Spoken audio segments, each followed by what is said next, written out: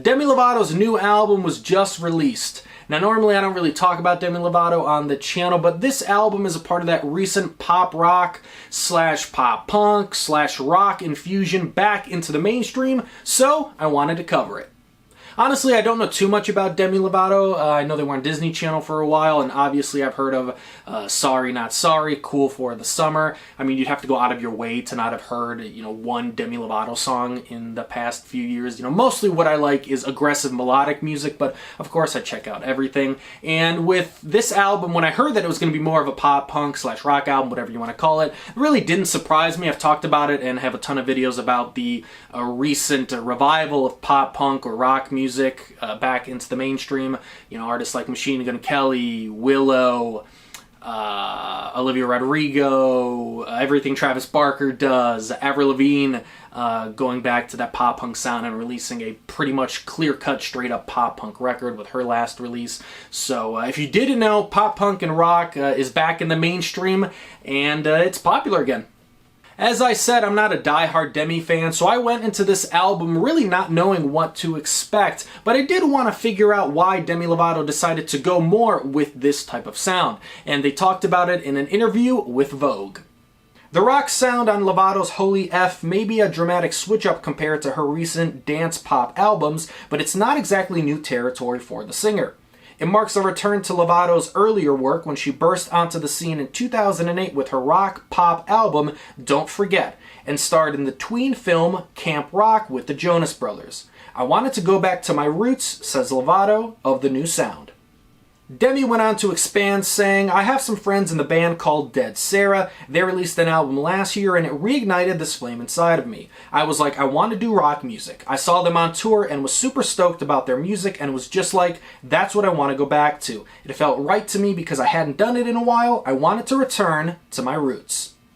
Demi also talked about growing up a fan of alternative music.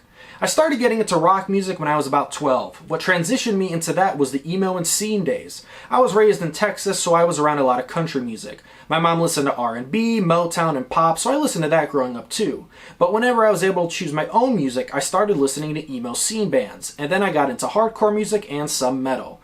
That's when I ended up making my first album when I was 15. The entire interview will be linked down below in the description. Alright, let's dive into the album. First off, the album title, Holy Favuk? I don't know. It really just reminds me of Green Day's Father of All. Like, if you're going to put a curse word in there in the title, why not just say it? I mean, I can't say it because YouTube doesn't like it when you swear, but, then again, it probably would have got censored anyway on, like, Target and Walmart and, maybe Spotify. The Spotify censor stuff, but yeah, it's not really that much of a big deal, but I've seen a lot of people talk about it online. Hey, if Jimmy Fallon can call it Holy F, then that's what I'm going to go with. There are some songs I really like on this album. The first one that comes to mind is Skin of My Teeth. The music is solid, the chorus is catchy, gets stuck in your head. It definitely has an anthem type of a vibe. I also really like the title track on the album, Holy F. It's one of the more heavier songs on the album and just makes you want to bop your head around, which is always a good thing. This is a super nerd moment for me, but I have to bring it up because when I was listening to Happy Ending on the album, that opening part sounds very similar to Don't Let Me Go by Off With Their Heads. It's the guitar part that's in the beginning, but it is throughout the song, the dun, dun, dun, dun, dun, dun, dun, dun. It's like when you hear something and you're like, oh, I know this sounds like something else, like a different song. And with Off With Their Heads, Don't Let Me Go, it's, please don't let me go home. I can't handle seeing the sight of that place again. Dun, dun, dun, dun, dun, dun. So it was just eating at me. I was like, I know this sounds like something. And then when I finally figured it out, I was like, oh, that is kind of weird. If Demi Lovato is out here listening to Off With Their Heads deep cuts, that's kind of wild. Based on the album title, you can assume, and assume correctly, that the album does deal a lot with religion, and as someone who went to Catholic school, I totally get it. But it's something that really shouldn't go unnoticed. Demi Lovato is a mainstream celebrity. I think we all agree on that. So people listening to this album, this might be one of the first times they ever hear anybody criticizing a religion, so I did think that was something important to note. City of Angels is a clear-cut 2000s pop-punk song, good Charlotte vibes, Simple Plan vibes all around, one of my favorite songs on the album. But the lyrics here I do want to make a note of. Got me screaming Ayo, Ayo, on Rodeo, Deo. Those are just funny lyrics. Obviously they don't stand out because the song is about LA, so like they make sense and everything, but got me screaming Ayo, Ayo, on Rodeo, Deo. Just funny lyrics. Good song though.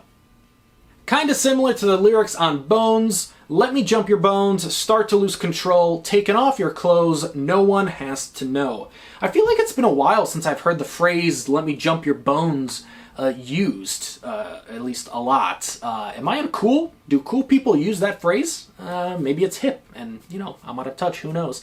But nothing major, but I just thought it was funny, so I wanted to bring that up. But more importantly, does this song sound like Power Man 5000 to anybody else, or is it just me?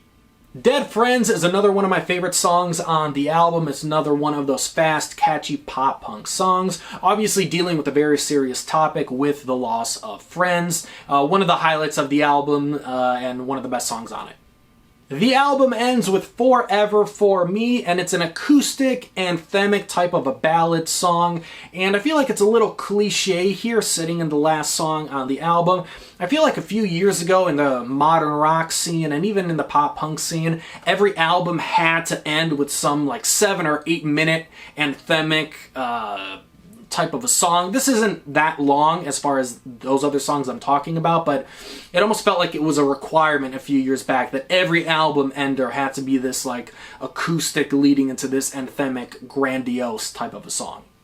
And that's the album. Overall, I do think it's pretty good. When the album hits those pop-punk notes, I think that's when the album really hits its stride, and I definitely think I'm going to be going back to those songs, you know, months and months after the album's, you know, initial release and the initial mainstream attention has worn off. And if this is somebody's first taste of pop-punk, then I do think that's a good thing. I've talked about it on the channel many, many times before when we're talking about these mainstream artists dipping their toes into the, you know, pop-punk, emo rock, whatever you want to call it, scene. That in general, I do think that's a good thing for the scene. I know a lot of people just want to trash and bash all the mainstream artists that are taking part in this, you know, modern pop-punk rock revival in the mainstream. I do think in general that's a good thing, as long as it helps out the younger bands in the scene and, you know, every possible metric that you can measure. If someone, you know, watches this video and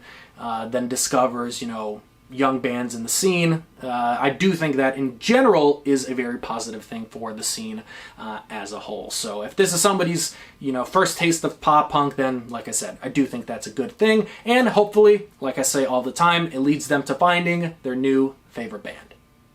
What did you think of Demi Lovato's new album? Let me know down in the comments below. Please like and share the video, subscribe if you haven't, tell all your friends, follow me on all the socials, and as always, thanks for watching.